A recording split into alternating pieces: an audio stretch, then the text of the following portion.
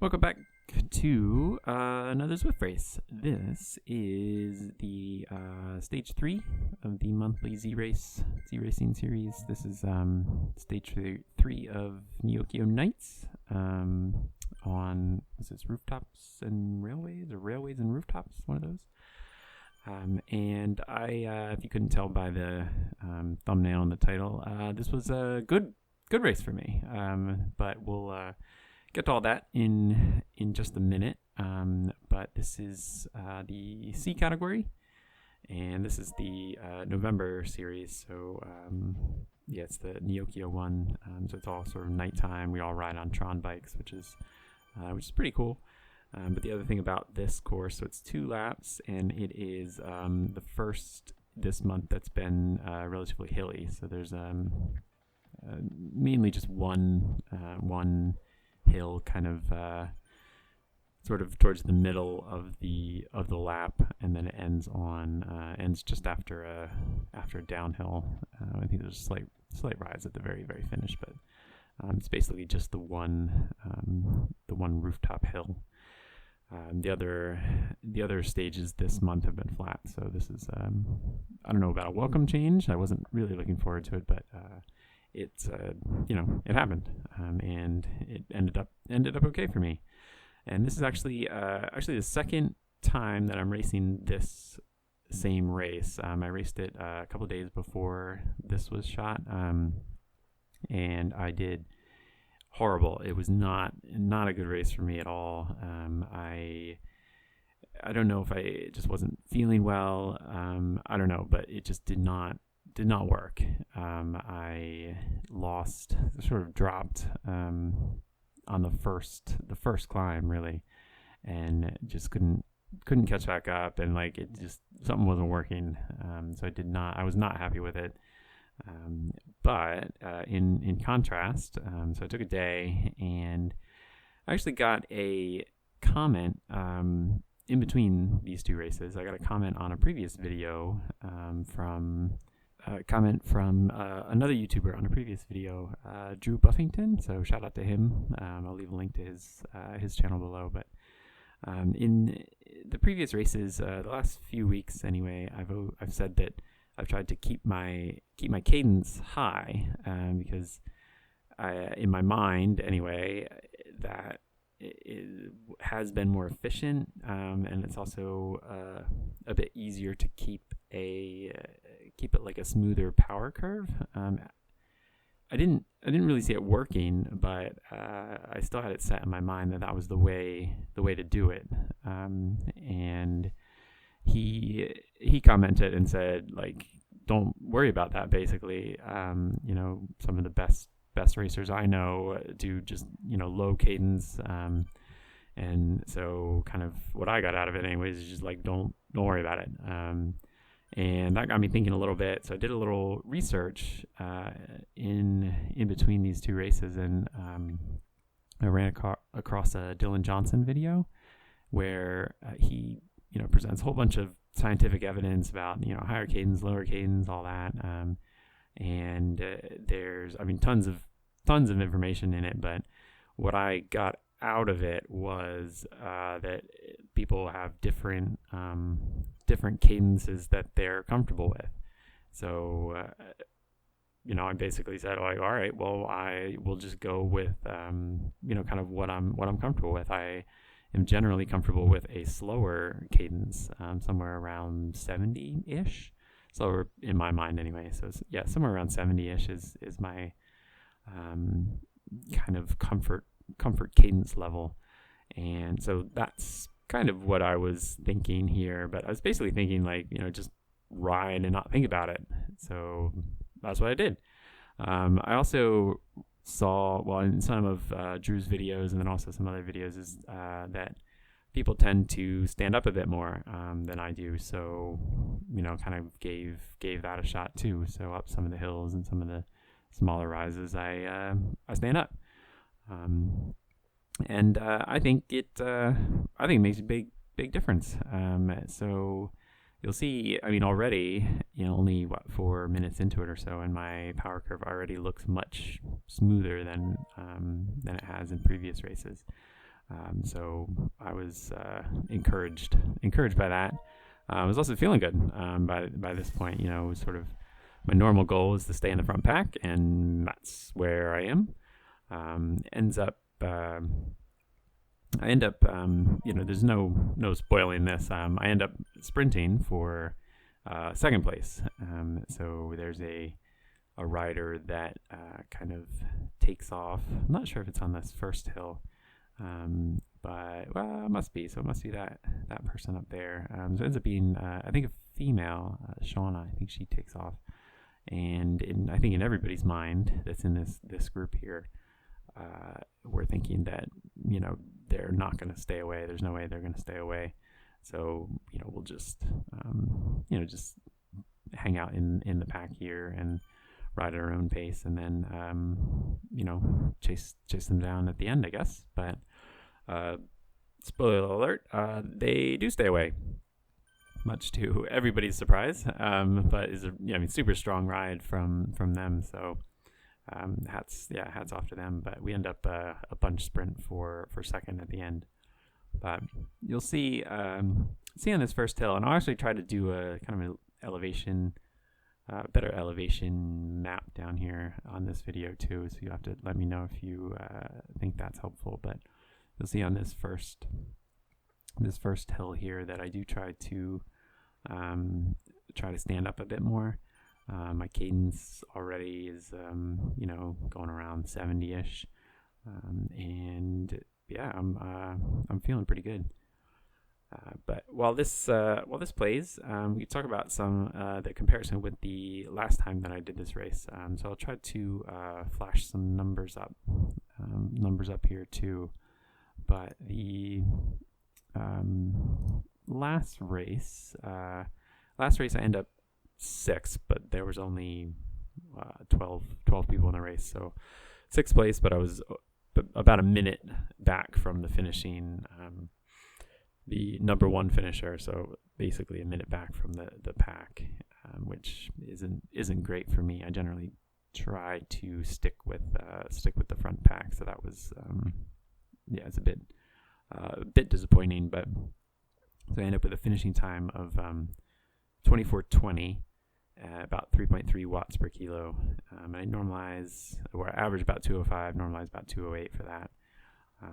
And in contrast, I don't know if it's because I was racing smarter, kind of conserving energy while I was in the pack. I don't know, but so on this race, I end up second, like I said. So we sprint for second place, and I end up with a finishing time of 23:35. So 45 seconds faster than a couple days before, and still averaged 3.3 watts per kilo, averaged about 207 watts, so almost the same thing in the normalized 217, so a little bit higher in normalized power, but nearly the same for average power. So that's the big difference. For cadence wise, I did look at it afterwards. Cadence, I actually average about 10 RPM slower in this race. So yeah, I mean, that must be my my comfort cadence, which is fine. I mean, I guess that's if that's what I'm comfortable with. I mean, there's no problem there. But yeah, I mean, I was really pleased with this race, and it's probably my best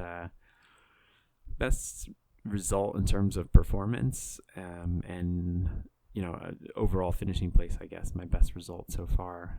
So I was also really pleased with the look of the numbers and everything afterwards. So so I was really happy with it. But for now, I will go ahead and speed it up here, and then we can touch base the last finishing part.